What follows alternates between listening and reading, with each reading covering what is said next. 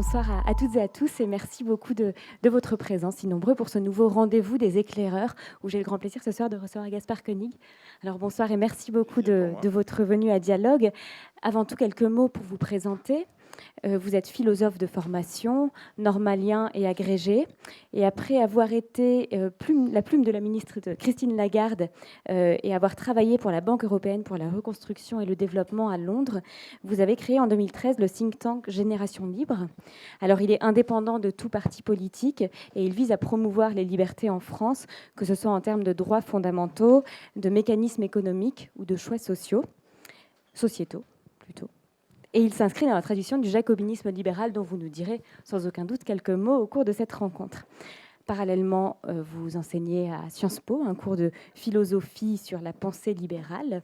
Et puis, vous êtes l'auteur de plusieurs livres, de nombreux livres, des romans et des essais, parmi lesquels on peut citer Le révolutionnaire, l'expert et le geek, Combat pour l'autonomie, qui explore une nouvelle philosophie politique fondée sur l'autonomie individuelle.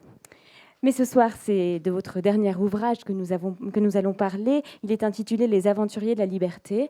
Il est paru aux éditions Plomb en novembre 2016 et il réunit plusieurs reportages que vous avez réalisés pour l'hebdomadaire Le Point, accompagnés de vos analyses et réflexions.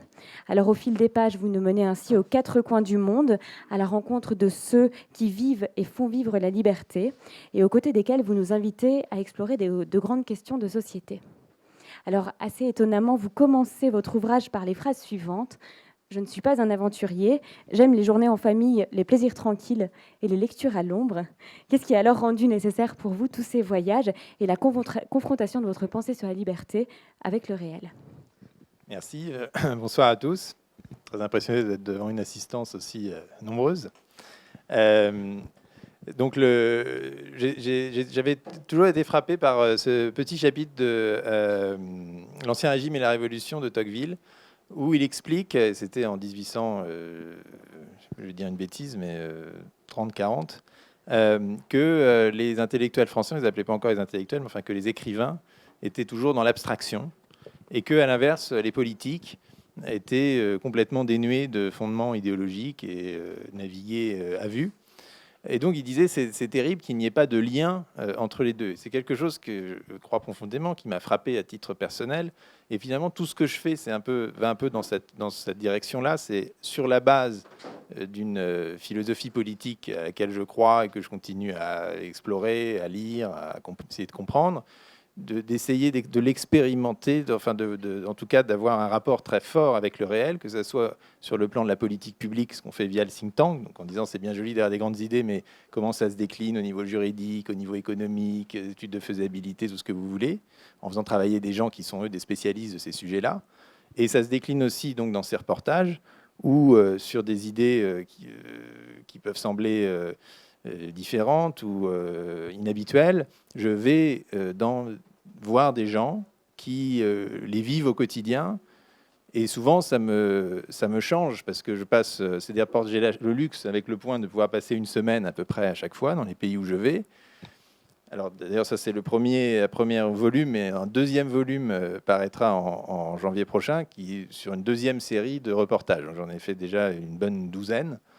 Et donc, je vais loin, du Pérou au Rwanda, à Chine, en passant par la Scandinavie ou Londres, enfin vraiment partout sur la planète, en essayant à chaque fois de repérer sur un thème de précis, de philosophie politique ou de politique publique.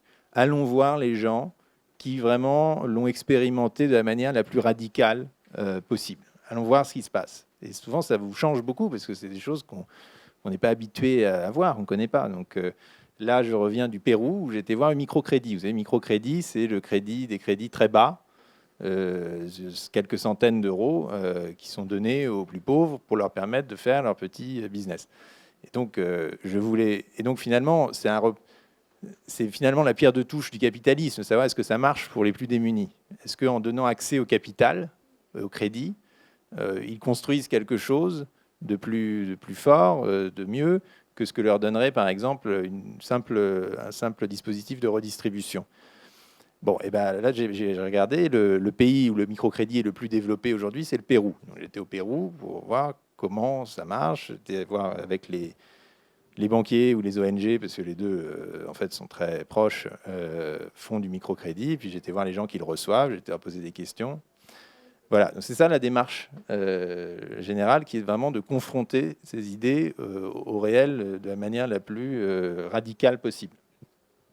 Une démarche qui correspond assez bien finalement à la pensée libérale, qui essaye de ne pas être une pensée de système, mais une pensée en constant mouvement et Oui. avec une vraie ouverture. Alors ça, c'est très vrai. Je crois que c'est quelque chose que disait déjà Jean-François Revel, qui est un peu un maître pour moi, que le libéralisme, c'est précisément une pensée qui se construit hors système.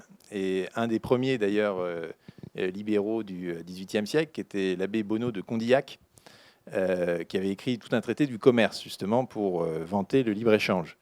Et ce même abbé avait également écrit un traité des systèmes, et c'était le premier à réfuter ses prédécesseurs, Descartes ou Leibniz, non pas tellement sur le fond de ce qu'ils disaient, mais sur la forme, en disant à partir du moment où ils en ont fait un système, à partir du moment où ils ont fait un système du monde où tout rentre, où tout correspond, où tout est, où on a réponse à tout, où tous les concepts s'emboîtent, ce qui est finalement la logique de l'esprit humain. À partir de ce moment-là, c'est faux. Comment voulez-vous qu'un esprit ait pu construire quelque chose qui englobe tout le réel? Et donc, il est le premier à réfuter les systèmes en tant que système. Et c'est toujours un paradoxe, parce qu'on aime penser en système, et moi-même, je ne fais que ça, parce qu'on a toujours envie de voir comment que tout doit être logique, tout doit être cohérent, mais en même temps, on sait que cette cohérence même est la preuve de la fausseté du raisonnement. Voilà, donc en tout cas, c'est vrai que le libéralisme aime s'exposer aux faits et à la réalité, et il y a sans doute dans ce livre d'ailleurs des contradictions. Et il y a encore plus des contradictions entre ce livre-là et les livres précédents, et certainement encore plus avec les livres suivants, parce que tout ça ne cesse de bouger dans ma propre tête, et puis ensuite le lecteur fait le tri qu'il veut. Je ne suis pas là pour lui imposer une vérité, mais pour lui donner plein d'éléments dont il fait ce qu'il veut ensuite. Et en effet, quand vous allez rencontrer tous ces aventuriers de la liberté, vous les rencontrez, vous vous immergez dans leur univers, vous les écoutez, vous leur posez des questions et vous mettez à l'épreuve vos convictions pour parfois qui peuvent subir parfois des inflexions. Alors peut-être qu'avant de se plonger dans tous ces voyages et dans toutes ces rencontres, on pourrait revenir très rapidement à votre livre précédent où vous nous parlez du jacobinisme libéral et où vous développez une pensée libérale fondée sur l'autonomie qui est centrale. Alors est-ce que vous pourriez nous dire juste quelques mots, quelques phrases de cette importance de l'autonomie et de la façon dont elle est devenue centrale pour vous? Oui, alors juste ce terme de jacobinisme libéral, donc je l'emprunte à Pierre Rosanvallon, qui est un historien, et qui rappelle, parce que ça devrait être une évidence, que, en tout cas dans le cas français, c'est pas forcément dans le cas d'autres pays, le libéralisme au XVIIIe et XIXe s'est développé avec l'État. Durkheim disait libéralisme et étatisme ont été main dans la main, parce que l'État tel qu'il a été conçu par la Révolution française est un État libéral qui était là pour garantir le marché et les libertés individuelles, essentiellement. Et donc, il n'y a absolument aucune contradiction entre le libéralisme et l'État. C'est un non-sens de dire que les libéraux sont contre l'État. C'est ridicule. Ils sont simplement pour un État qui garantit les fonctions qui permettent à l'individu ensuite de faire ses propres choix. Mais pour ça, il faut un État. Un État fort, d'ailleurs. Une des lois fondatrices de la Révolution, c'était la loi Le Chapelier de 1791, qui abolissait toutes les corporations et qui disait, à partir de maintenant, chacun peut exercer le métier de son choix. Ça, c'est du jacobinisme libéral, alors là, dans toute sa splendeur. Ensuite, sur la question de l'autonomie, je vais peut-être pas trop entrer dans les détails parce que c'est un peu philo-techno, mais toute une tradition, la tradition libérale classique repose sur la liberté négative. Donc, on vous dit, bon, vous avez la liberté de faire tout ce qui ne nuit pas à autrui. Donc, c'est des libertés très formelles. Et c'est vrai que la pensée aujourd'hui, ce que développe la pensée libertarienne, notamment aux États-Unis, c'est cette notion d'autonomie en disant, pour aller vite, ces libertés doivent bien être basées sur quelque chose, sur un fondement matériel. On n'est pas libre à partir de rien. Donc on réintroduit un peu de liberté réelle là-dedans. D'où l'insistance des libertariens américains aujourd'hui sur le revenu universel, qui est quelque chose dont on a travaillé par ailleurs avec mon think tank en disant, si vous voulez que les gens soient capables de faire leurs propres choix, il faut leur donner les moyens intellectuels, mais aussi matériels, pouvoir exercer ces choix. Ça se fait pas, ils ne se font pas comme ça sur rien. Donc c'est en ça que l'idée d'autonomie individuelle, qui est finalement dans le prolongement des évolutions individualistes, mais je dis ça dans un sens très positif de nos sociétés, est aujourd'hui de nouveau dans l'actualité, disons, de la pensée philosophique. Cette autonomie individuelle, elle est rendue possible dans ce modèle par l'État, qui donne la capacité à faire ses propres choix. Alors, on peut peut-être trouver des exemples concrets de cette place de l'État. Vous avez notamment été à Londres, rencontrer Toby Young, qui est un pionnier des free schools. Et c'est un modèle où on retrouve cette idée d'autonomie, cette question de l'autonomie. Est-ce que vous pourriez nous expliquer Alors, c'est un ce très bon système. exemple, en effet. C'est un très bon exemple, c'est la manière dont ils ont... L'éducation, vous savez, est un sujet de politique aujourd'hui majeur et qui angoisse tous les gouvernements successifs. La manière dont ils s'y sont pris en Angleterre, depuis, avec David Cameron, mais Tony Blair avait commencé sur cette voie, c'est quelque chose qu'ils ont appelé les free schools, les écoles libres. Je vais vous expliquer en 2 mots comment ça marche, parce que ça illustre parfaitement cette conception. L'idée n'est pas de dire que toutes les écoles doivent être privées, parce qu'à ce moment-là, c'est très injuste pour les gens qui ne peuvent pas y accéder. L'idée, c'est de dire que les écoles doivent fonctionner comme des écoles privées, c'est-à-dire de manière complètement autonome et être parfaitement libres du choix de leur pédagogie, des profs qu'ils embauchent, du code vestimentaire dans leur établissement, des horaires, des menus de cantine, etc. Mais ces écoles sont financées à part égale par l'État.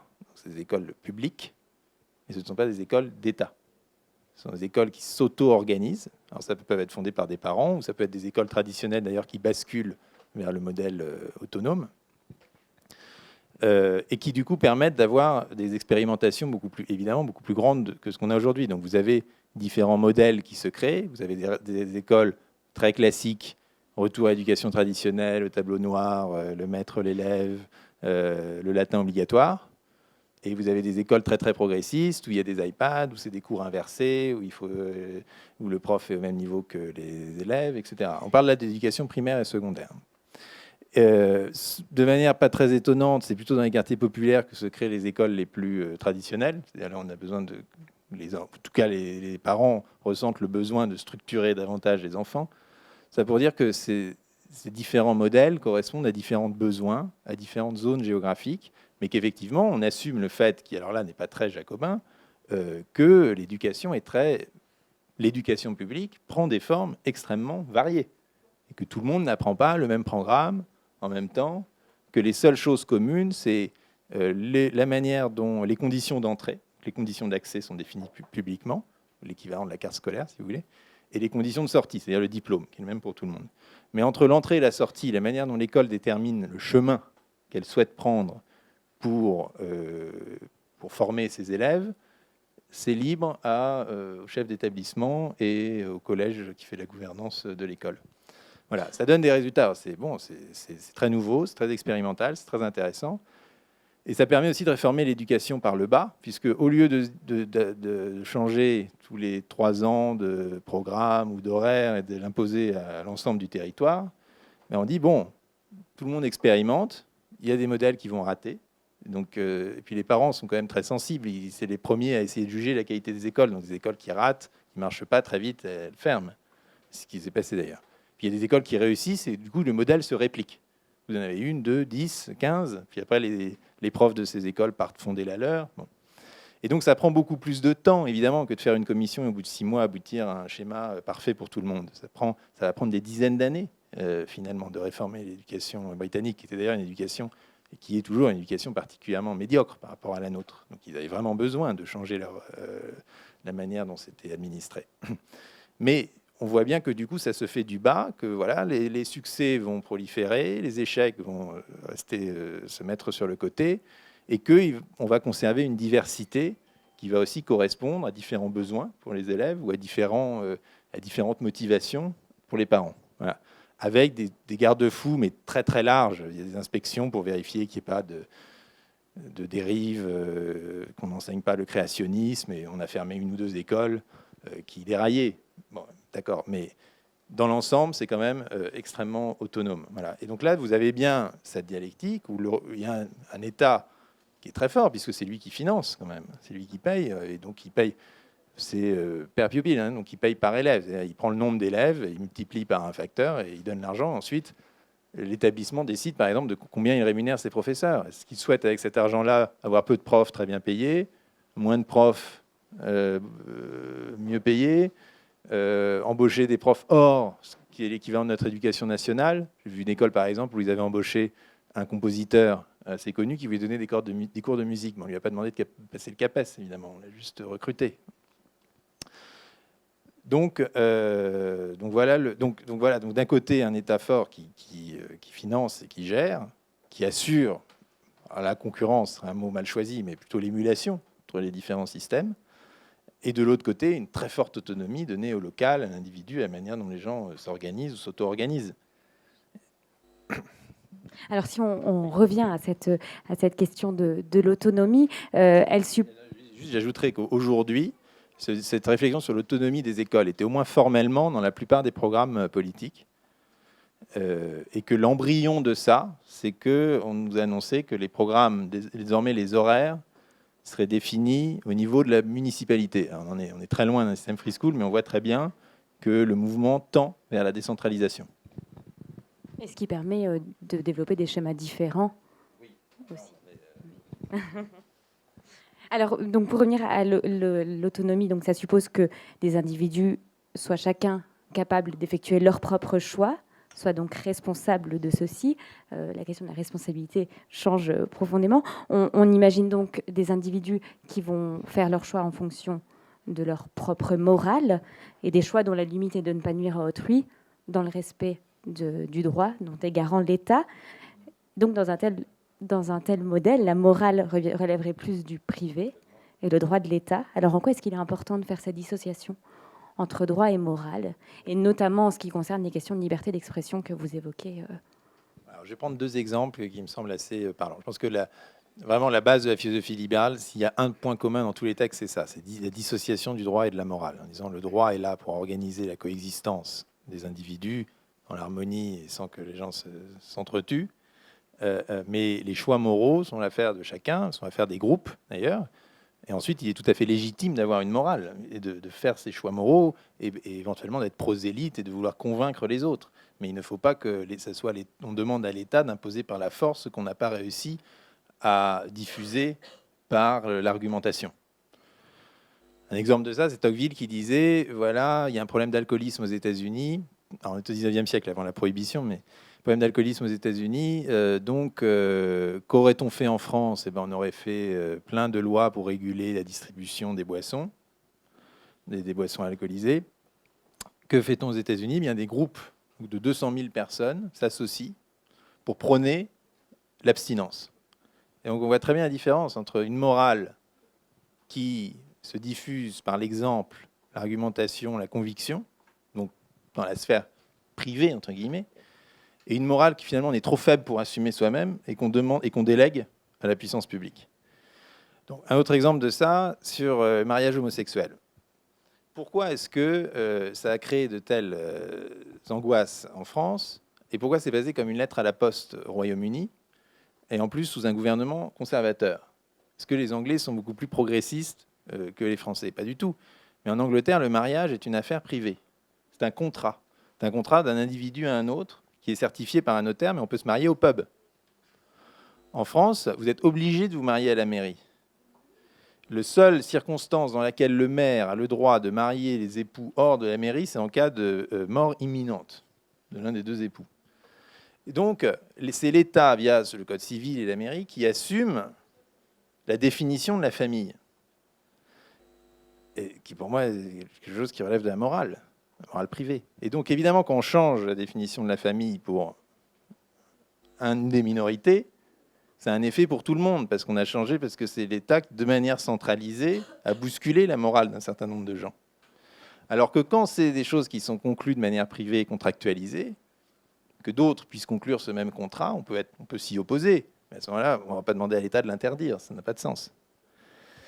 Voilà. Et le troisième exemple, parce que vous aviez mentionné quelque chose. Ah oui, et la liberté d'expression, donc ça c'est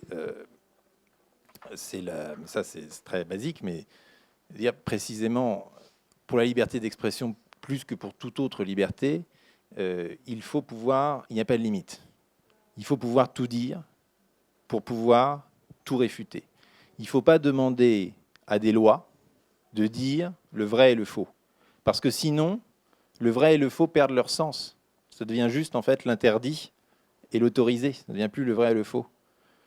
Et le vrai devient, quand il est assumé par l'État, devient ce que John Stuart Mill, qui a écrit le plus beau texte sur la liberté d'expression, appelle un dogme mort. C'est une très belle expression.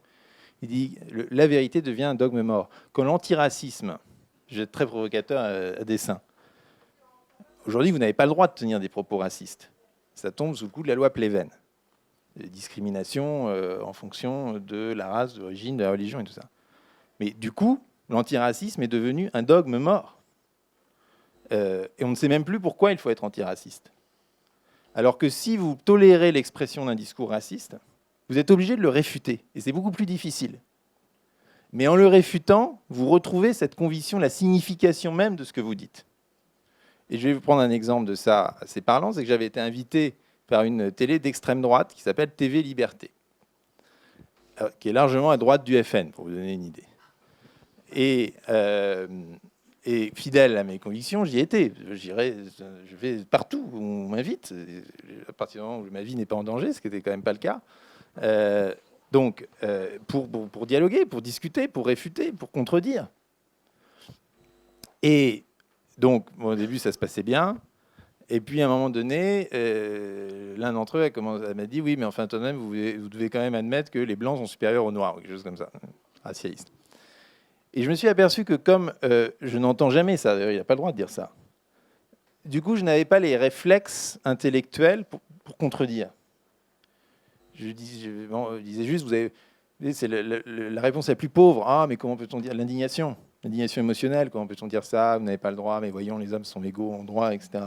Mais les vrais arguments, les arguments fondés sur les recherches biologiques, etc., je ne les avais pas, parce comme on a perdu l'habitude d'entendre le faux, on ne sait plus pourquoi on croit le vrai. Vous voyez? Et donc, voilà, bon, j'ai pris des exemples un peu provocateurs à dessein, mais je pense que, alors, il y a des limites que sont l'insulte individuelle, la diffamation, l'insulte, c'est quelque chose qui met en cause l'individu. Mais je pense que sur la caractérisation des groupes, il faut pouvoir, en effet, tout dire. C'est la logique américaine, d'ailleurs, du premier amendement, qui est très puissante et qui permet beaucoup mieux, je pense, d'éliminer les pensées nocives, parce qu'on leur permet de s'exprimer, on peut les tourner en ridicule, alors que comme ce qu'on fait quand on les réprime, c'est qu'on les laisse bouillonner, et qu'ensuite elles explosent de manière extrêmement tragique. Et alors, dans l'ouvrage, vous parlez aussi des safe space que vous pourrez découvrir, qui est un des, que vous pourrez découvrir à la lecture, mais qui est une des tendances aujourd'hui qui va dans ce sens-là. Alors, au cours de vos voyages, vous avez également confronté au réel des idées de philosophie politique sur le libéralisme économique. Vous êtes notamment allé au Rwanda pour rencontrer des entrepreneurs digitaux qui sont en train de transformer la société. Donc, en cela, ils jouent véritablement un rôle moteur dans le développement des sociétés, et vous insistez sur ce rôle très important. Mais vous avez également découvert que cette émulation, ce développement fulgurant de l'innovation digitale, il a été rendu possible par un État finalement assez fort et assez interventionniste. Alors, comment est-ce que vous pouvez expliquer ce rôle de l'État dans cette situation? Effectivement. Donc, je voulais faire quelque chose sur les entrepreneurs, parce que les entrepreneurs, ça paraît la base de toute pensée libérale. Les entrepreneurs, c'est des gens qui permettent l'innovation, la concurrence, qui inventent des nouveaux modèles et tout ça. Mais allez voir les entrepreneurs français qui sont gavés de BPI, c'est pas très intéressant. Donc, j'ai voulu aller dans un endroit où les entrepreneurs sont, disons, à l'état un peu chimiquement pur, où ils doivent résoudre des problèmes graves, quasiment de vie ou de mort, pour leurs semblables. Parce qu'un entrepreneur, il fait ça, il répond aux besoins des gens. Certes, il veut faire de l'argent en même temps, mais il est là pour répondre à un besoin, pour trouver des innovations qui sont ensuite plébiscitées, parce que précisément, elles permettent aux gens de vivre mieux. Et donc au Rwanda, c'est assez intéressant comme pays, parce que c'est un pays qui est toujours très bien classé, justement, sur tous les dans toutes les tables sur l'innovation, sur l'économie de la connaissance, parce que et puis bon, c'est un pays qui a l'histoire qu'on sait, donc ça rend ça d'autant plus intéressant parce qu'ils sont aussi très portés sur l'avenir pour ne pas trop penser au passé, en un sens. En tout cas, c'est un pays qui est vraiment en pleine reconstruction morale et économique. Et donc, ils ont fait ce pari depuis 15 ans de l'économie de la connaissance. Donc, ils ont énormément investi là-dedans.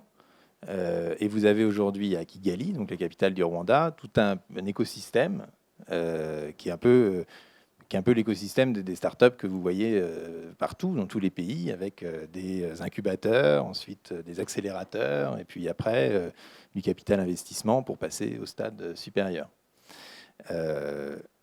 Et donc, pareil, je vais vous donner un exemple, il y en a beaucoup, mais un exemple frappant, c'est qu'ils ont inventé le premier drone médical au monde. C'est-à-dire que quand un médecin de brousse a besoin urgemment d'une poche de sang, eh bien, elle est expédiée de l'hôpital de Kigali par drone. Donc un drone qui prend la poche de sang, qui s'envole, qui en 1 heure au lieu de 12 heures de route de terre arrive au lieu de l'hôpital de Brousse et largue la poche de sang par parachute et revient ensuite à l'hôpital central. Et ça, c'est aussi ça correspond à ce qu'on appelle pour l'Afrique le leapfrogging, le saut de grenouille. En disant finalement qu'on n'a pas dans le processus du développement, quand on a raté la phase 1 et la phase 2, on peut directement passer à la phase 3. Donc quand on n'a pas de téléphone fixe, c'est pas la peine de construire des lignes, on va directement passer au mobile.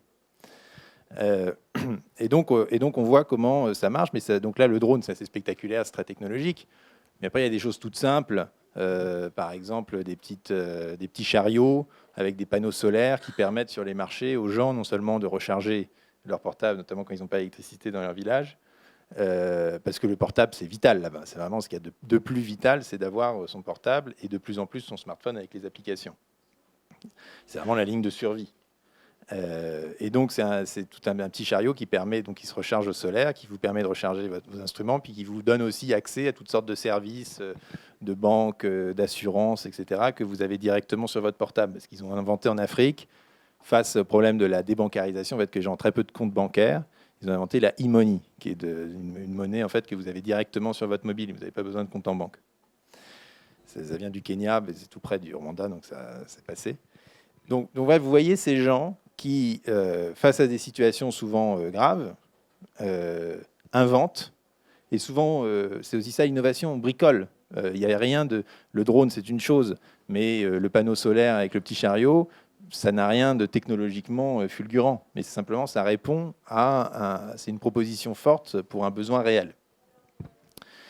Voilà. Et donc ce processus d'innovation, d'entrepreneuriat, il est décrit par les économistes depuis Jean-Baptiste Say, Schumpeter, et aujourd'hui Philippe Aghion, qui fait un très beau cours sur l'innovation au Collège de France.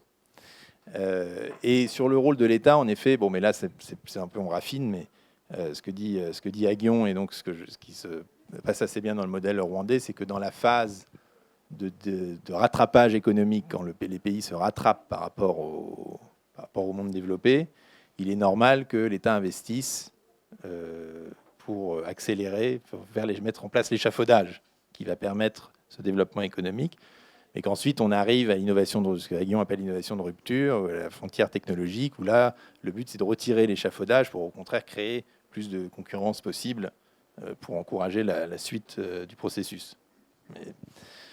Mais moi, ce qui m'intéressait le plus, c'était de voir des entrepreneurs de base, si je puis dire, qui n'étaient pas dans la sophistication de la Silicon Valley, mais qui vraiment répondaient à des besoins urgents dans un cadre au Rwanda. Et ça se fait au Rwanda parce que le cadre économique qui a été mis en place par le président Kagame, même si sur le plan politique, c'est un autre sujet, mais le cadre économique est un cadre relativement sain, d'état de droit, où les mesures anticorruption ont été très très fortes. Donc c'est vraiment un des pays les moins corrompus d'Afrique, le Rwanda. Quand on parle aux entrepreneurs d'ailleurs qui font de l'import-export, ils vous disent que la frontière, quand ils ont un produit au Kenya, ils doivent y aller, ça prend 3 semaines et tout ça, mais au Rwanda, ça se fait de manière électronique. Moi-même, pour avoir un visa, ça se fait de manière électronique. Enfin, c'est assez moderne et c'est assez clean. Voilà. Et donc ça a été le rôle de l'État de mettre en place cette économie, ces structures institutionnelles assez propres. Voilà. et qui permettent justement ensuite aux gens d'innover et de faire du commerce, d'échanger sans avoir peur de contrecarrer les intérêts de tel conglomérat, de tel oligopole, de tel potentat. Alors, il y a un autre voyage que vous avez effectué qui a peut-être fait évoluer votre pensée. C'est celui que vous avez effectué en Suisse, où vous avez vu les champions de la démocratie directe à Glaris et qui vont peut-être, qui va peut-être à l'encontre de la centralisation très forte qui est supposée par le modèle du jacobinisme libéral. Alors, est-ce que vous pourriez nous en dire quelques mots? Et est-ce que ce modèle de démocratie directe, aujourd'hui, selon vous, est possible à l'échelle d'un État et grâce notamment à la révolution numérique? Donc il y a un an et demi ou deux, tout le monde parlait beaucoup de démocratie directe, notamment parce qu'il y avait tous les mouvements Nuit debout. Vous avez sans doute suivi. Voilà. Et je me suis dit, mais allons voir des gens qui pratiquent la démocratie directe depuis 6 siècles et qui sont à notre porte, puisque en Suisse, dans les cantons, la démocratie directe est une tradition séculaire. Et j'ai été particulièrement donc, au canton qui incarne ça le mieux, qui est le canton de Glaris, puisqu'ils ont encore tous les ans ce procédé par lequel ils réunissent l'ensemble de la population sur la place du chef-lieu et où le corps législatif réuni a le droit de proposer, d'amender et de voter les lois. Donc c'est la forme de démocratie directe la plus pure, en un sens. Et ça fonctionne depuis 1387 sans interruption, y compris pendant la guerre napoléonienne. Donc ils ont une certaine expérience du sujet. Et donc j'ai été donc c'est une assemblée annuelle tous les 1er mai, et donc qui s'appelle la Landsgemeinde. Et donc j'ai été assisté à la Landsgemeinde de Glaris. Et donc j'ai passé 8 heures sous la pluie avec les Suisses. Ils étaient tous habillés en treillis parce qu'ils gardent ça de leur service militaire, souvent pour se protéger contre la pluie. Et qui discutaient pendant des heures de savoir s'il fallait donner une subvention d'1 million de francs suisses à la Maison de la Culture, de savoir s'il fallait autoriser la route de contournement, gros sujet depuis 15 ans à la Landsgemeinde, de savoir s'il fallait accorder un jour de congé supplémentaire aux fonctionnaires de la ville qui venaient d'avoir aux hommes qui venaient d'avoir un enfant. Donc, il fallait un jour de plus de congé paternel. Vous voyez, c'est des petites questions extrêmement concrètes, extrêmement ennuyeuses, si vous voulez, pour un spectateur extérieur qui n'est pas dans la vie de la communauté. Ce n'est pas des grands débats sur le revenu universel. Et là, vous voyez, donc, les gens venaient prendre la parole à la tribune, de tous les âges, de tous les milieux, et disaient ah bah oui, c'est important la culture, ah bah oui, mais quand même, ça coûte de l'argent, c'est nous qui allons payer. Voilà. Bon. Et donc, c'était un vrai débat. Et après, les gens votent. Et une fois que les gens ont voté, donc ils votent à main levée, ça peut se discuter, mais admettons. Et ensuite, une fois qu'ils ont décidé quelque chose, c'est ça qui est admirable, c'est que le peuple décide, le pouvoir exécutif exécute. C'est ce qu'on a complètement oublié en France depuis 1962, l'élection du président de la République au suffrage universel. L'exécutif est un exécutant. Il n'est pas là pour faire des programmes, des agendas de campagne ou quoi que ce soit. Il est là pour exécuter ce que lui dit le corps législatif. C'est comme ça qu'a été conçu le parlementarisme. Sous la Révolution française, les ministres étaient ministres des lois d'eux. Ils n'étaient pas là pour faire des propositions, ils étaient là pour aller au Parlement et prendre leurs ordres. Et la Troisième et la Quatrième République ont très bien marché comme ça. C'était qu'on avait quand même un siècle sans roi ou sans monarque exécutif qui a fait la Belle Époque, la décolonisation, la Première Guerre mondiale. Enfin, c'était pas du tout un pouvoir faible. Alors, c'est un autre sujet. Donc, en tout cas, voilà, c'est un pouvoir législatif tout à fait absolu. Et alors, la petite anecdote, c'est qu'il y a 10 ans, ils ont décidé à la Landsgemeinde, donc il y avait une proposition pour réduire le nombre de communes de 23 à 19. Et vous savez ce que c'est que de réduire le nombre de communes. C'est des choses qu'on n'arrive jamais à faire. C'est très compliqué, tous les échelons territoriaux, parce qu'il faut réduire le nombre de pompiers, il faut réduire le nombre de représentants, il faut centraliser les systèmes informatiques. Enfin, quand on rentre dans les détails, c'est des choses qui sont extrêmement complexes. Beaucoup de gens perdent du pouvoir, en fait. C'est pour ça qu'on n'arrive jamais à fusionner nos communes, nos départements. Et donc, là, un citoyen a dit... Donc, le but, c'est de passer de 23 à 19. Et un citoyen donc, a fait une proposition, comme il en a le droit, à la Landsgemeinde, en disant, moi, je propose qu'on passe de 21 à 3. Et le chef de l'exécutif, donc, qui est tournant, qui n'a aucun pouvoir, a mis cette proposition au vote, et les Glaronnais ont voté oui. Et l'ambassadeur de France qui se trouvait là, qui a regardé, a dit au chef exécutif, mais vous n'allez pas le faire. Il a fait comme pour le traité de Lisbonne. Ils ont dit ça, mais c'est pas possible. Et il est revenu l'année d'après, le même ambassadeur, pour constater que désormais, il n'y a plus que 3 communes à Gleis. Il n'avait pas... Et l'exécutif n'est pas jugé, du coup, sur la croissance économique, la qualité de vie, quoi. Il est jugé sur le fait qu'il a ou non fait respecter les décisions que les gens ont prises. Et donc, quand les gens vous parlent de la route de contournement, ils disent pas nous, ils disent pas ils ont construit une route, comme on dit toujours. Ils disent nous avons décidé de construire cette route. Et si nous n'étions pas d'accord, il fallait en parler avant. Il fallait essayer de convaincre votre voisin, votre employeur. Enfin, voilà, ça crée aussi des relations sociales très fortes parce qu'on discute de ces sujets entre soi. Parce qu'on sait que c'est nous qui décidons et que cette décision, ensuite, c'est pour ça que c'est responsabilisant, c'est que cette décision, elle est appliquée. Elle a des effets réels, concrets. Et donc, c'est exactement sur le plan philosophique l'analyse de Tocqueville sur la démocratie locale. Il dit quels sont les contre-pouvoirs au léviathan démocratique qu'on voit naître, les associations civiles et la démocratie locale. Il dit que la démocratie locale, c'est vraiment l'apprentissage de la démocratie, parce qu'une fois que vous saurez parler de la route de contournement et de la subvention musée à la Maison de la Culture, vous pourrez débattre du budget de la nation. Parce que c'est là que vous aurez appris à faire des compromis, à écouter l'autre, sur des sujets dans lesquels vous avez un intérêt, et donc où vous réfléchissez d'autant mieux que c'est très concret, ça fait partie de votre environnement quotidien.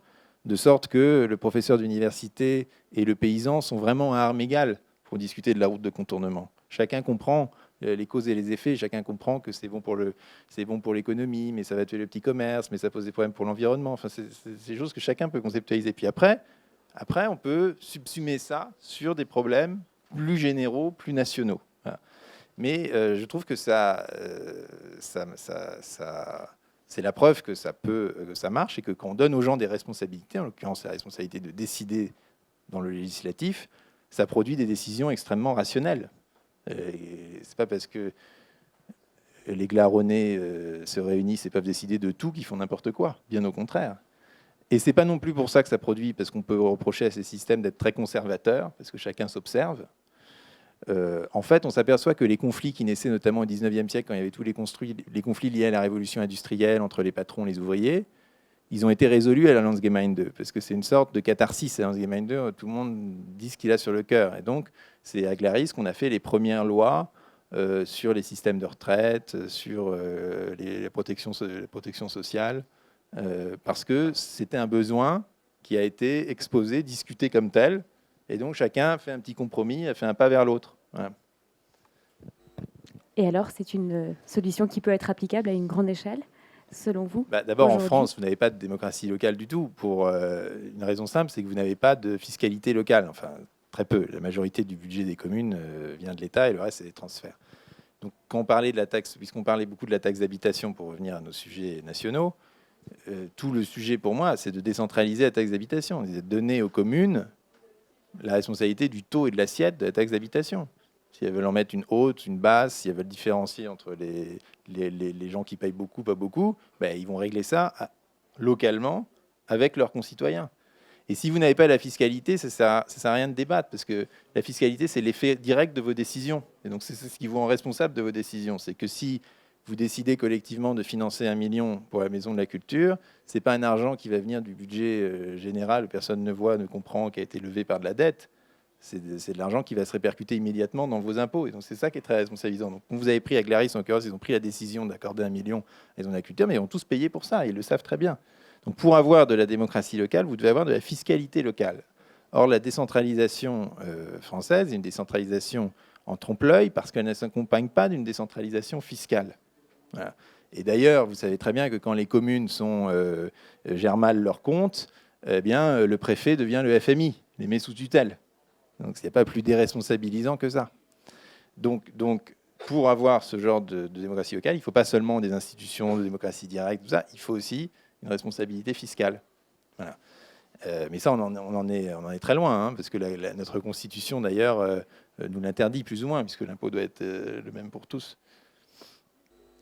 Bon, même s'il y a des exceptions. Donc voilà. Et ensuite, il y a des systèmes, c'est ça que vous voulez en venir, je sens bien.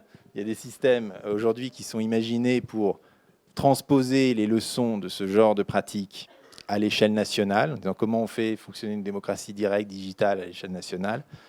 Il y a des systèmes de démocratie liquide qui sont très intéressants, qui sont expérimentés aux États-Unis, en Allemagne. Mais je ne vais peut-être pas développer parce que là, je suis parti pour 10 minutes et c'est un peu complexe. Et c'est en lien aussi avec la révolution numérique. Oui. Dont vous parlez aussi dans ce livre, qui porte en elle beaucoup de possibilités et certaines menaces. Et vous avez notamment été voir des hackers également à Berlin qui œuvrent à créer un espace de liberté et de non-surveillance en ligne.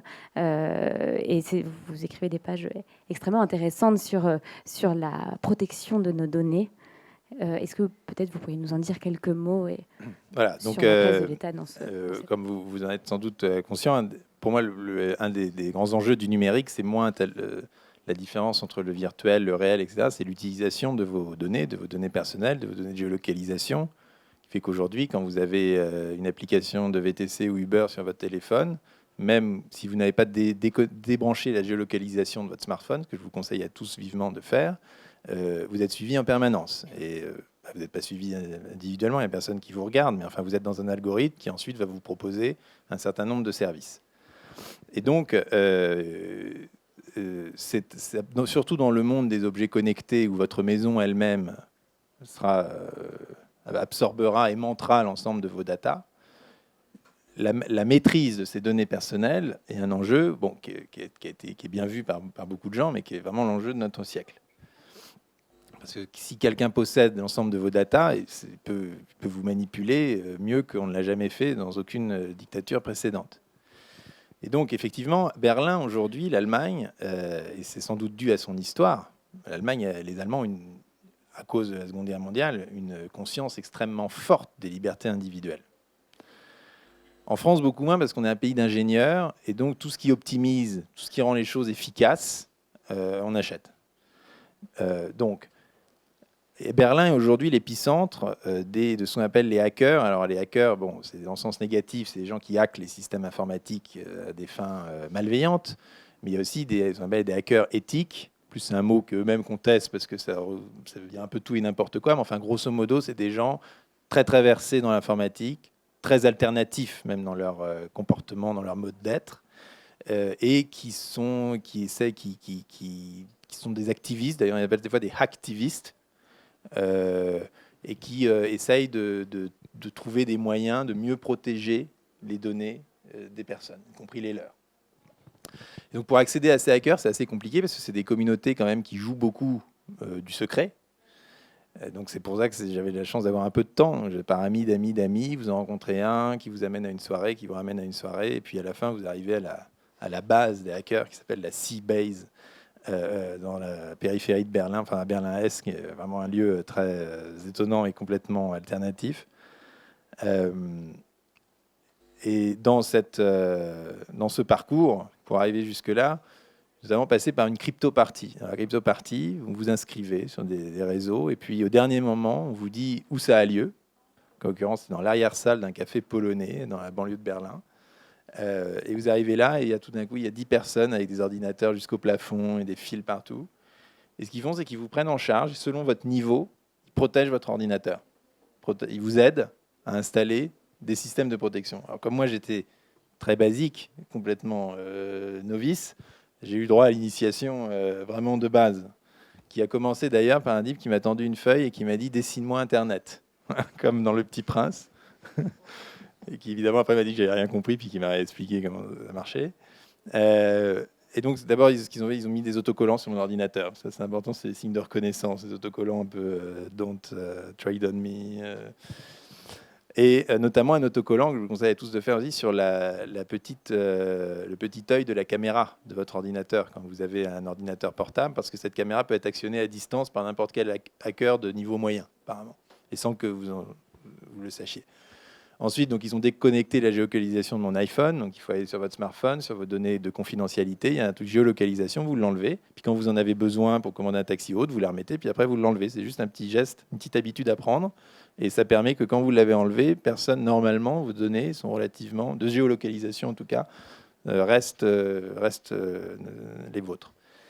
Bon, ensuite, ils m'ont installé DuckDuckGo, donc DuckDuckGo, Google. Donc, c'est l'alternative à Google. Google, c'est un service qui enregistre vos recherches. Donc, ce que vous voyez sur Google, c'est le produit de vos recherches passées, en fait, interprété par un algorithme. Donc, vous ne voyez sur Google que ce que vous voulez voir.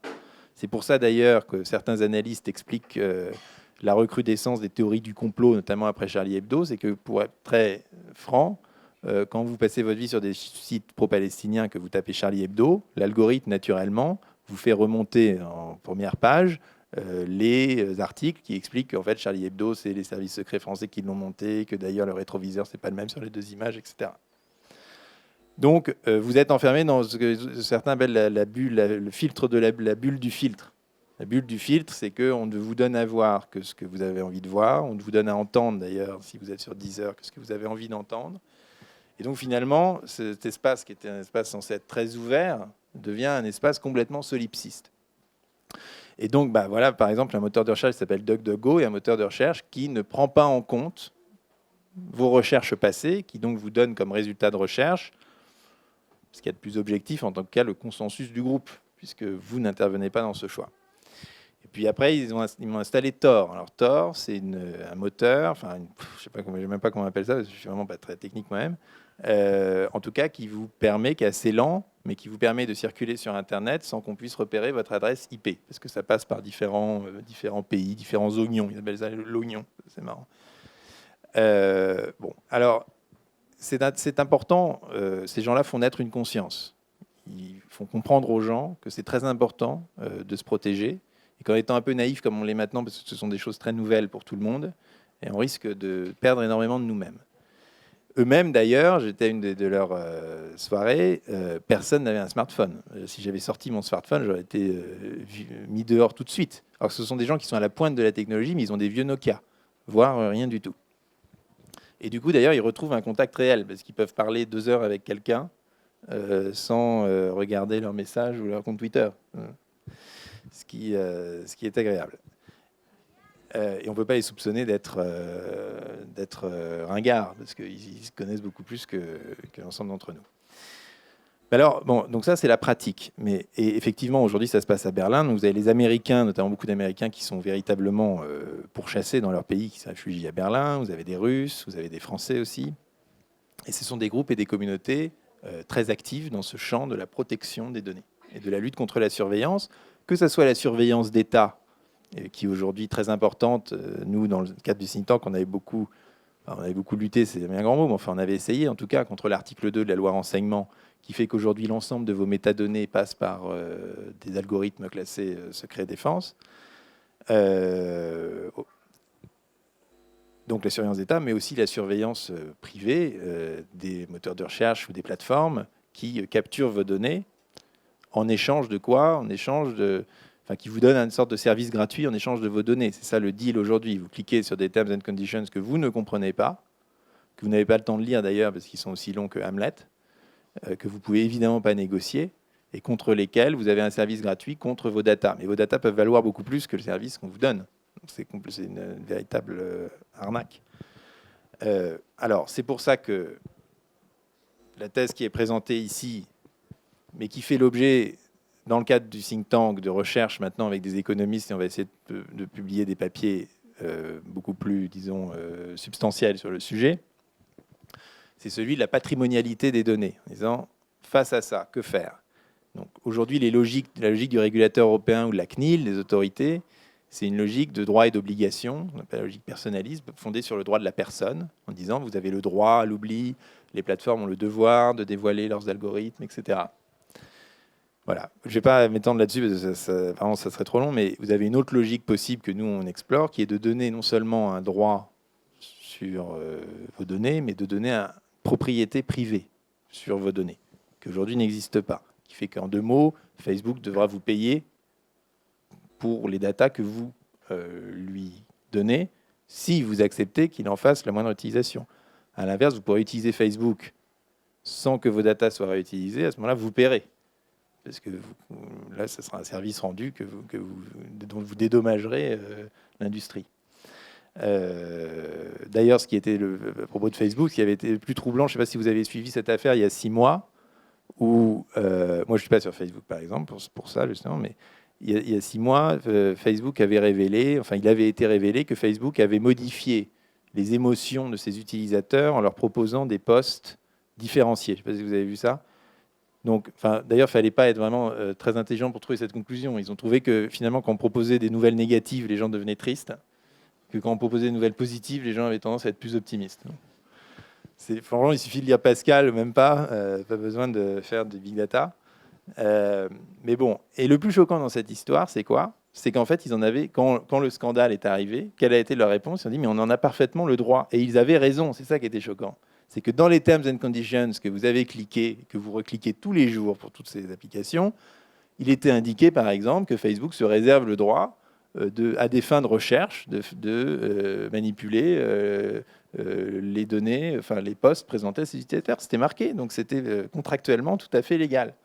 Et en fait, c'est ça qui est le plus choquant, et c'est pour ça qu'il faut introduire possibilité contractuelle en privatisant la donnée, en donnant un droit de propriété sur la donnée. Voilà. Et donc ça c'est une piste évoquée ici. C'est pas d'ailleurs tout à fait l'option retenue par les hackers, et qu'on explore ensuite maintenant dans un cadre plus académique pour voir jusqu'où on peut aller, parce que c'est pas du tout la direction qui est retenue aujourd'hui par les autorités de régulation. Voilà. En tout cas, quelle que soit l'option, droit de la personne, droit de propriété, tout ça, c'est vraiment, je pense, le sujet le plus important, surtout voilà, avec l'arrivée des objets 3D, pour ne pas vivre dans un monde où on est complètement contrôlé. Alors finalement, dans toutes ces questions qu'on a explorées autour de cette rencontre, au cours de cette rencontre, on parle d'une société avec un État limité, mais un État toujours présent. Il y a une autre expérience que vous avez vécue. Vous avez été voir les libertariens au New Hampshire qui imaginent une société qui se passerait d'État. Alors comment est-ce que c'est simplement imaginable de s'affranchir de l'État, et est-ce que c'est souhaitable? Voilà, donc ce qui est certain, c'est que tout le libéralisme classique depuis le XVIIIe siècle est un libéralisme où l'État a un rôle qui est discuté, qui dépend des philosophies, mais qui n'est jamais contesté. Chez Adam Smith, vous avez la liste des services publics qui doivent être assurés par l'État. Même chez Hayek, il y a une sorte d'allocation minimale universelle qui doit être donnée par l'État. Enfin, ce sont des philosophies qu'on peut contester, il y a plein de branches possibles et tout ça, mais c'est une fiction de dire que c'est des philosophies qui vont contre l'État. C'est une philosophie de l'État, en fait. C'est une manière de concevoir l'État. D'ailleurs, quelqu'un qui montre très bien ça, le meilleur texte sur le libéralisme, si vous voulez, d'un point de vue un peu historique, c'est le texte de Foucault dans Naissance de la biopolitique, et c'est son dernier cours au Collège de France, et c'est un cours sur le libéralisme, et c'est vraiment la chose la plus forte, la plus intéressante et la mieux résumée qu'on a écrite sur l'histoire du libéralisme.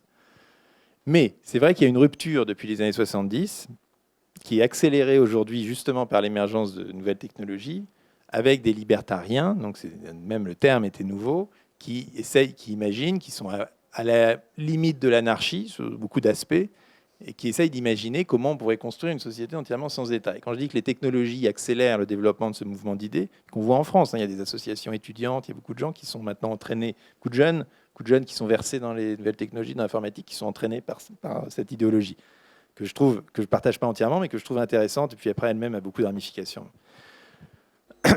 Et ce qui change, c'est que les technologies vous permettent maintenant de vous approprier un certain nombre de fonctions qui avant étaient des fonctions qui étaient trop générales pour être laissées à l'individu. Je vais prendre un exemple très simple, le cadastre. Donc là, dans la deuxième série de reportages que je suis en train de faire, je vous ai parlé du Pérou au début. Non, je ne vous ai pas parlé du Pérou. Bon, et au Pérou, il y a un économiste qui s'appelle Hernando de Soto et qui a vu cette thèse vraiment très très forte qui dit pour développer les pays du tiers-monde, grosso modo, il ne faut pas lutter contre le capitalisme, il faut donner le capitalisme aux gens, parce que la plupart des gens dans l'économie informelle n'ont pas de propriété, n'ont pas de titre de propriété. Ils ont une maison, ils ont une possession qui est reconnue par leurs voisins, mais comme ils n'ont pas de titre de propriété, ils ne peuvent pas s'en servir pour l'héritage, pour le collatéral, etc. Donc il faut un système de droit qui garantisse cette propriété pour rentrer dans le capitalisme, pour pouvoir ensuite faire fructifier son capital, pour pouvoir rentrer dans un système d'échange. Et donc il dit, si vous voulez aider les pays en développement, ce qu'il faut, la première chose à faire, c'est un cadastre. Et il rappelle que le cadastre, c'était la grande affaire du 18e, 19e siècle anglais et français. Ça a pris des décennies et des décennies de construire un cadastre national parce que c'était complètement éparpillé sur le territoire, de manière à assurer que les droits de propriété étaient garantis, et qu'ensuite on pouvait les transférer d'une manière, enfin, quand vous allez chez le notaire et que vous faites des échanges immobiliers, ensuite personne ne conteste votre titre de propriété. Et vous pouvez en acheter un à quelqu'un que vous ne connaissez pas, ce que vous ne pourriez pas faire sinon. Vous seriez obligé d'avoir des relations de confiance, d'aller chez le voisin. Et donc le cadastre, c'est clairement une fonction majeure de l'État. Et aujourd'hui, une technologie comme la blockchain, à laquelle je ne m'étendrai pas parce que sans doute je ne connaîtrai pas, de toute façon, enfin, qui est une technologie qui permet grosso modo à des individus qui sont en réseau de ne pas avoir besoin de système central pour auto-contrôler le réseau. Donc c'est comme ça que naissent les monnaies alternatives, comme le Bitcoin. On imagine aujourd'hui des cadastres sous forme de blockchain, qui sont donc chacun valide, si vous voulez, l'ensemble des propriétés des autres, et il n'y a plus besoin d'un État pour les garantir. Et c'est expérimenté en Équateur, si je ne m'abuse pas. Alors, je n'ai pas été regardé, mais ce serait intéressant. Et donc là, c'est vraiment une rupture majeure, soit sur la monnaie ou sur le cadastre. Vous avez des gens qui sont en train d'imaginer des formes, grâce à l'informatique, où on n'a plus besoin d'un pouvoir central pour garantir la production monétaire dans le cas de la monnaie, ou le droit de propriété dans le cas du cadastre. Donc là, on change pour le coup complètement de paradigme, si on entre dans cette logique-là, et on peut la répliquer à quasiment l'ensemble des fonctions régaliennes. Alors, je ne dis pas que c'est pour demain, pas forcément que c'est souhaitable, mais enfin, c'est quelque chose auquel il faut s'intéresser parce que c'est assez fort intellectuellement et technologiquement. Et ce n'est pas un hasard si la plupart des grands entrepreneurs de la Silicon Valley se réclament des libertariens, à commencer par Peter Thiel, le fondateur de PayPal, qui lui finance carrément le seasteading, c'est-à-dire la construction d'îles en eau internationale où on pourra recréer des sociétés sans État. Ça veut dire jusqu'où ça va, mais qui finance ça à dizaines de millions de dollars. D'ailleurs, ce qui est assez drôle, enfin, j'ouvre une parenthèse, c'est qu'ils se sont aperçus qu'ils ne pouvaient pas construire d'îles au milieu des océans parce que c'était vraiment trop compliqué techniquement. Et donc, ils ont cherché des accords pour construire des îles sur des zones d'eau territoriale, on appelle ça comme ça, c'est ça qui appartient aux États.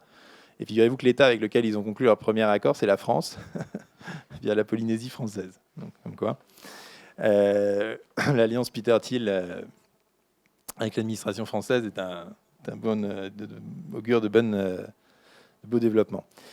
Et donc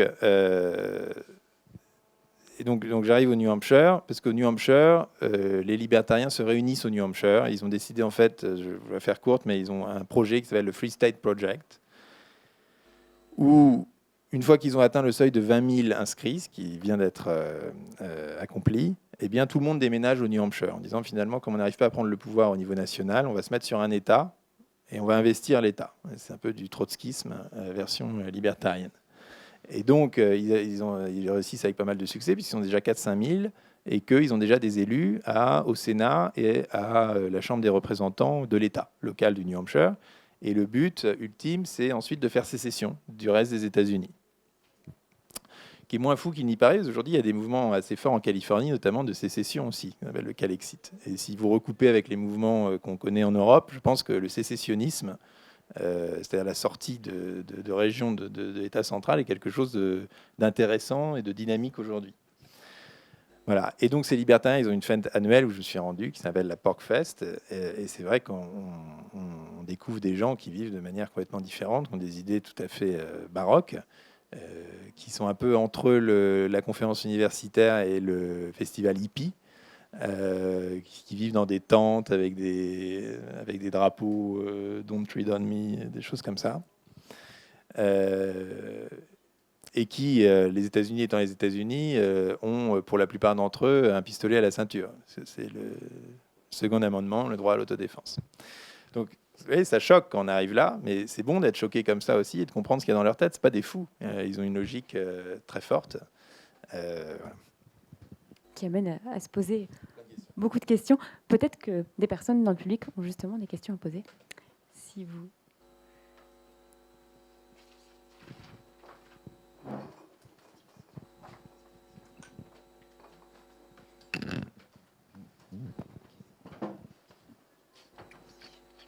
Bonsoir, je ne sais pas encore comment je vais le formuler, mais je vais y aller. Beaucoup de vos raisonnements, beaucoup de vos réflexions, le fruit de vos voyages, sont basés sur un mode de raisonnement auquel on est habitué en philosophie, qui est surtout le raisonnement inductif. Alors je me demandais si cette ubérisation du monde ne reposait pas aussi finalement sur des systèmes communautaires, communautariens. Or, en France, la République n'admet que l'individu, pas le groupe. Et est-ce qu'il n'y a pas là un obstacle de toute façon qui serait aussi une sécurité, avec notre modèle qui est fort décrié aujourd'hui et paradoxalement qui sera peut-être notre salut aussi, je ne sais pas, hein, je n'ai pas de prise de position, mais nous sommes en but à des modèles très très globalement anglo-saxons et très d'organisation de type communautaire. Nous ne le sommes plus. Et est-ce qu'il n'y a pas aussi un risque à aborder et à embrasser un petit peu naïvement, avec enthousiasme, toutes ces innovations? Non, je pense que c'est vraiment une question très cruciale et je ne pense pas avoir une réponse très claire parce que c'est un sujet compliqué pour un libéral parce qu'on voit très bien des tensions entre des idées et des valeurs différentes. Alors, vous avez raison de dire que le modèle français est basé sur une relation directe entre l'État et l'individu et la destruction des corps, censément, encore faudrait-il le faire, mais la destruction des corps intermédiaires. C'est la loi Le Chapelier dont on parlait au début. C'est l'abbé Sieyès qui disait « Je ne veux aucun intermédiaire entre l'État et l'individu. L'État est au centre et l'individu rayonne autour comme un soleil. » Et du coup, c'est par exemple la loi Le Chapelier a interdit pour cela l'émergence des syndicats, hein, qui était vue comme une forme finalement de communautarisme pendant tout le 19e siècle. Alors, après, je suis en train de lire un livre très intéressant de Jean Bourbeau-Béraud ou Borébeau là, sur la laïcité, puisque quand même votre question est beaucoup là-dessus, je pense, un beaucoup vert, qui explique qu'en fait la loi de 1905 est beaucoup plus libérale que l'interprétation qu'on en fait aujourd'hui. Et que c'est une loi, et c'est là que la distinction est absolument fondamentale, c'est une loi qui rend l'État neutre par rapport aux différentes religions et accepte leur coexistence, mais qui ne sépare pas l'espace public et l'espace privé, et qui n'exige pas que dans l'espace public, les gens abandonnent leurs croyances, qui inversement tolère l'expression des croyances, au point que, lors des premières réformes de l'école laïque, il y avait encore des crucifix dans les écoles, et que c'est des compromis qui étaient jugés tout à fait acceptables. Mais attendez, parce que là, on ne peut pas s'en sortir. Si je me promène avec un voile, si jamais je passais de catholique à musulmane, ok. Si je me promène maintenant avec une swastika sur le bras, croyez-vous qu'on me laissera passer? C'est de la provoque. Oui, non, mais d'accord, mais bon, alors attendez, je finis mon raisonnement, mais je réponds quand même à la question après. Dans le cadre de la nouvelle série de reportages, j'ai voulu aller justement tester la tolérance religieuse. Et donc, j'ai été en Inde, au Kerala, qui est un État donc du sud-ouest de l'Inde, où les grands monothéismes coexistent depuis leur fondation respective. Les Juifs depuis Mahomet, les chrétiens depuis saint Thomas, donc encore avant l'Europe, les musulmans depuis l'Égypte, etc., venus par le commerce. Et où effectivement, il n'y a jamais eu de pogrom, il n'y a jamais eu de tension, il n'y a jamais eu de guerre, il n'y a jamais eu de... Bon. Et donc j'ai été... Et les différentes communautés sont représentées de manière significative. Ce n'est pas des minorités, c'est 25%, 50%. Et donc j'ai été là-bas, j'ai constaté qu'effectivement il y avait des mosquées à côté des temples, à côté des églises orthodoxes, à côté des églises catholiques et tout ça. Mais je ne comprenais pas très bien ce qui se passait. Et j'ai été voir le grand intellectuel local qui s'appelle Sashi Tharoor. Sashi Tharoor qui a été sous-secrétaire des Nations Unies, diplomate, auteur de best-sellers en Inde. Enfin, c'est un grand bonhomme. Et Sashi Tharoor tenait, pour l'anecdote, il faisait audience. Donc, il était dans une sorte de petite maison de la capitale, à Tinonvanroom. Et j'étais au milieu d'une centaine, je pense, d'Indiens éclopés qui tenaient des formulaires administratifs, qui étaient sur des béquilles, qui venaient avec leurs enfants et tout ça pour réclamer de l'aide ou des services. Donc voilà, c'est un peu à l'ancienne.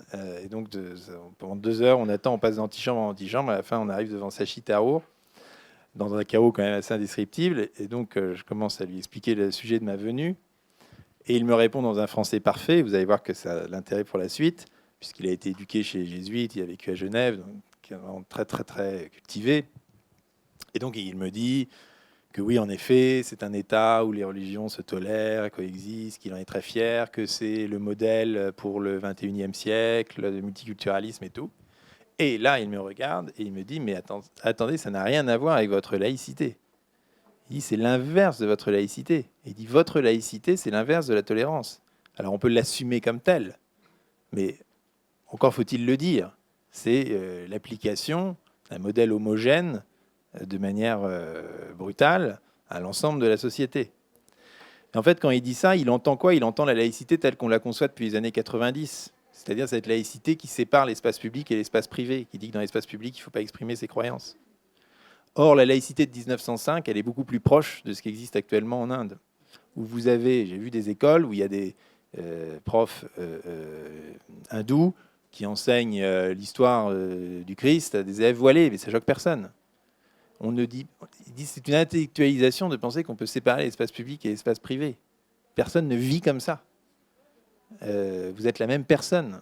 Et quand les croyances sont importantes, moi je suis athée, plutôt anticlérical, mais c'est pas pour ça que je veux imposer mon anticléricalisme à toute la société. Au contraire, je pense que les religions elles vont évoluer d'elles-mêmes, que c'est en évoluant d'elles-mêmes qu'elles vont changer, et que c'est précisément en essayant de les opprimer qu'on les rend folles. Donc je sais que c'est des sujets vraiment compliqués et qui sont agréables pour personne, mais je pense j'en tiendrai quand même à la ligne libérale qui, je pense, est l'esprit de la laïcité réelle, historique. C'est-à-dire qu'il faut respecter non seulement les différentes croyances, mais respecter l'expression des différentes croyances, aussi désagréable que cela puisse être et vous parlez des voiles et des swastikas. Comme vous le voyez, je suis pour une liberté d'expression, y compris provocatrice, parce que sinon elle ne sert à rien. Les swastikas, c'est aussi en Inde le signe des Jains, hein, parce que c'est finalement, ça remonte encore à avant. Et les Jains sont les plus pacifistes de tous, hein, puisqu'ils ne mangent même pas, ils veulent même pas tuer les araignées. Hein, donc ils nettoient les pièces, ils les prennent et ils les mettent dehors. Et quand ils font de l'agriculture, ils prennent les vers de terre pour être sûr de ne pas les. Ouais, bon, enfin, c'est une parenthèse, mais donc voilà. Donc je suis pas hyper confortable sur ces sujets-là, qui sont complexes et sur lesquels la doctrine ne s'applique pas de manière aussi systématique que sur d'autres sujets. Mais c'est plutôt dans cette direction-là que je me dirige.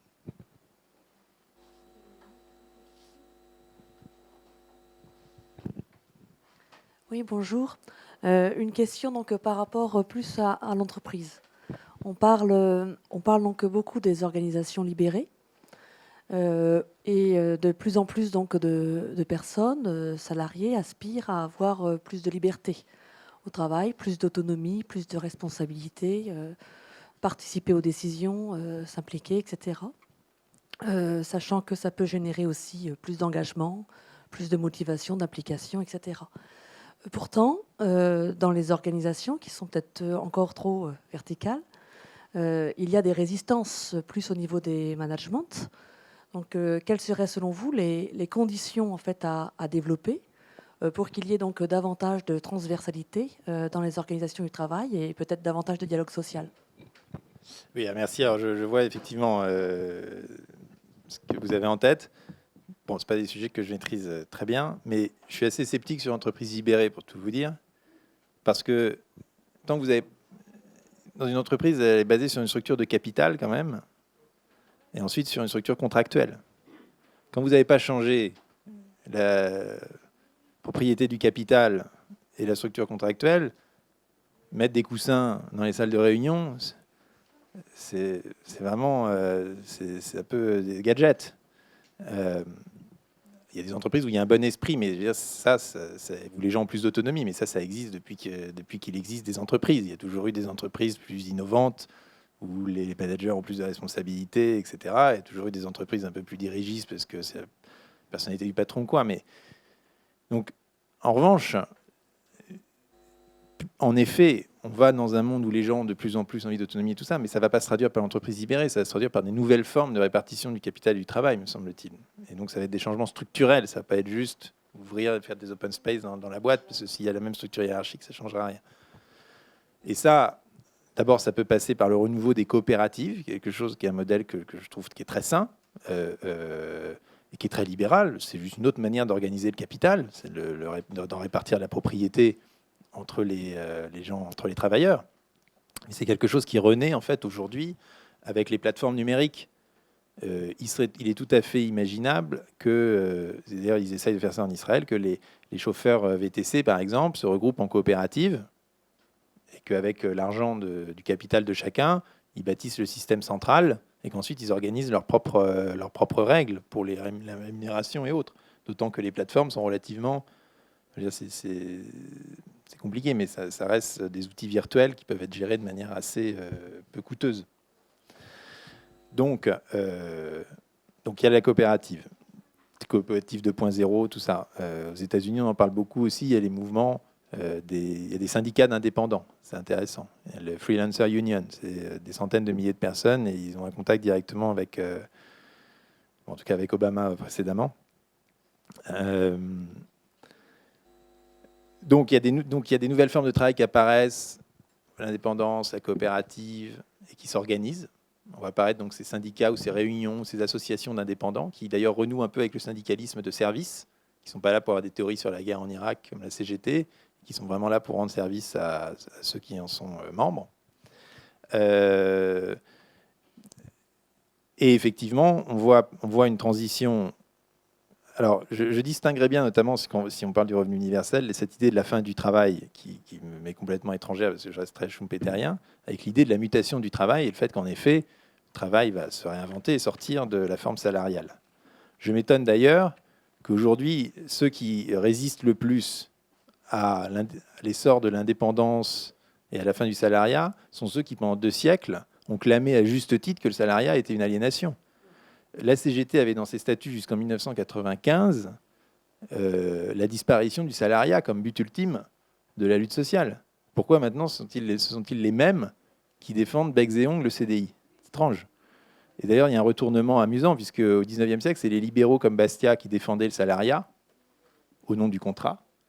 Et c'est les marxistes qui, au nom de l'aliénation, enfin, en tout cas en invoquant l'aliénation, et je pense à juste titre, le combattaient. Et donc aujourd'hui, se retourne.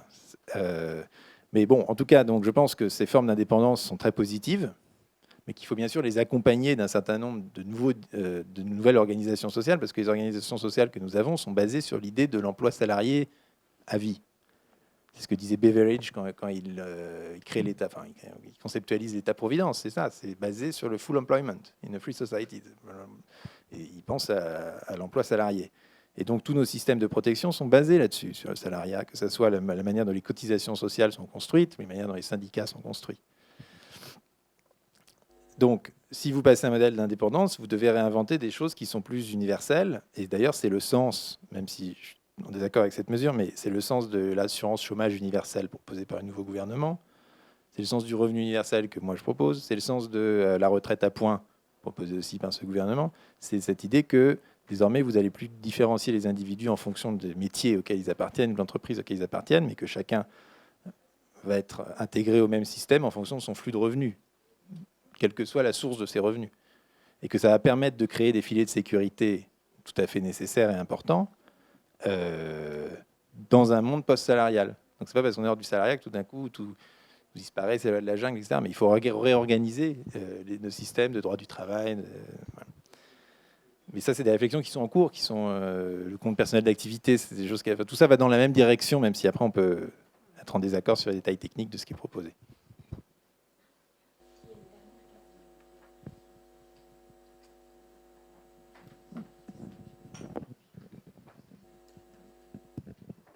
Oui, bonsoir. Merci pour tous ces propos qui sont extrêmement intéressants sur des sujets variés. Moi, je voudrais revenir sur la question des rapports entre l'individu, le groupe et l'État, dans une conception de l'État de jacobinisme libéral. Est-ce qu'il ne peut pas y avoir, au travers du groupe, où vous mettez un des lieux d'élaboration de la morale, quelque chose qui ressemble aussi à une norme et finalement à une contrainte qui finit par s'opposer à l'individu, à l'autonomie de l'individu? Oui, ben c'est précisément, non, mais tout à fait, c'est précisément de cette dialectique-là qui nourrit le jacobinisme libéral, etc. C'est l'idée que les communautés doivent se constituer dans l'espace civil, qu'elles peuvent gérer et générer leurs propres normes, parce que c'est ce qu'on fait tous, hein, franchement. Les gens je suis dans des débats télé avec des gens qui se plaignent du communautarisme et qui habitent respectivement le 16e et le 11e. Ce qui n'est pas plus communautariste que ça. C'est assez, et on va pas, quand même, c'est assez normal que l'être humain se réunisse un peu avec ses semblables, enfin, les gens avec qui ils partagent les mêmes valeurs. Après, tout est possible, mais c'est une tendance qu'il ne faut pas nier. Donc, mais que vous avez évidemment un rapport ensuite, ça c'est un rapport qui doit être un rapport civil, qui doit être des normes qui doivent être élaborées au niveau moral, mais qu'au niveau juridique, ce qui est le lien qui reste, c'est celui entre l'État et l'individu. Donc ça me paraît, si on scinde les deux aspects, ça me paraît assez net, assez clair, et du coup, il est normal que des gens adoptent des comportements qui participent à l'esprit ou à la vie de leur communauté, parce que c'est comme ça qu'on vit tous, mais il est parfaitement normal que l'État garantisse les droits qui leur permettent d'en sortir. Je me demandais qu'est-ce que vous penseriez si, par exemple, l'État reconnaissait la maladie alcoolique comme maladie professionnelle, par exemple. Alors... J'improvise, hein, parce que j'ai jamais répondu à cette question. Alors, d'abord sur les drogues. Attends, on va y arriver comme ça en déblayant un peu. Oui, non, mais après j'arrive à la maladie professionnelle, mais il va falloir que je trouve ce que je veux dire. Mais, donc sur les drogues, j'ai été un des nouveaux reportages était au Colorado parce qu'ils ont légalisé le cannabis depuis 3 ans. Voir comment ça se passait. Comme vous pouvez l'imaginer, ça se passe très bien puisque tout ce qui est légalisé, du coup, peut faire l'objet de campagnes de prévention, le produit est plus sain, il y a des contrôles d'hygiène, il n'y a plus de marché noir, enfin, et la consommation n'a pas du tout explosé. Donc, que des gens informés, adultes, matures, décident de se droguer, de fumer ou de boire, me semble peut-être regrettable, mais enfin, en tout cas, partie de leurs droits les plus stricts. Et toutes ces campagnes, notamment contre le tabagisme, je les trouve tout à fait exagérées. Il y a des campagnes d'information sur les dangers du tabagisme, je trouve ça tout à fait normal. Mais qu'on le taxe, qu'on essaye d'agir sur les comportements des gens, je trouve ça tout à fait insidieux. Donc, ça veut dire que l'alcoolisme en soi alors, le reconnaître comme maladie professionnelle, qu'est-ce que ça voudrait dire ? Non, mais quand une maladie est considérée comme une maladie professionnelle, ça veut dire quoi en termes de remboursement ? Ça veut dire qu'elle est... c'est quoi la différence entre une maladie professionnelle et une maladie non professionnelle dans l'organisation du travail ? On n'en sait rien. Mais monsieur, peut-être m'éclairer, non ? Une maladie professionnelle, qu'est-ce qui change ? Non, mais j'entends bien, mais je veux dire, une fois que votre maladie est considérée comme une maladie professionnelle. Oui, mais qu'est-ce que ça change quand c'est une maladie professionnelle ? Ça vous donne plus de quoi ?